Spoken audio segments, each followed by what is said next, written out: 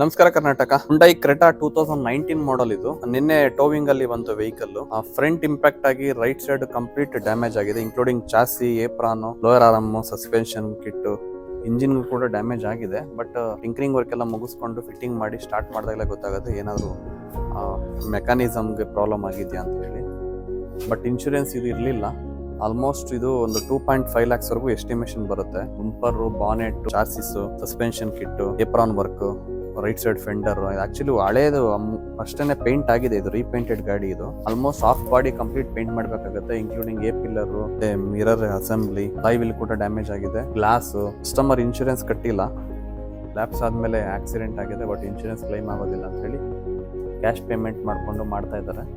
ನೋಡ್ಬೇಕು ಇದು ಕಂಪ್ಲೀಟ್ ಆದ್ಮೇಲೆ ಎಸ್ಟಿಮೇಷನ್ ಎಷ್ಟು ಬರುತ್ತೆ ಅಂತ ನೋಡಿಕೊಂಡು ಆಮೇಲೆ ಡಿಸೈಡ್ ಆಗಬೇಕಾಗುತ್ತೆ.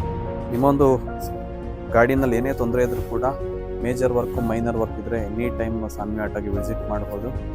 ಈಗ ಆಲ್ಮೋಸ್ಟ್ ವರ್ಕ್ ಲೋಡ್ ಕಮ್ಮಿ ಮಾಡ್ಕೊಂಡಿದ್ದೀವಿ, ಫಾಸ್ಟಾಗಿ ಕೆಲಸ ಸ್ಟಾರ್ಟ್ ಮಾಡ್ತಾ ಇದೀವಿ ಅಂತ ಹೇಳ್ತೀವಿ. ಮಾಡ್ತೀನಿ. Thank you for watching.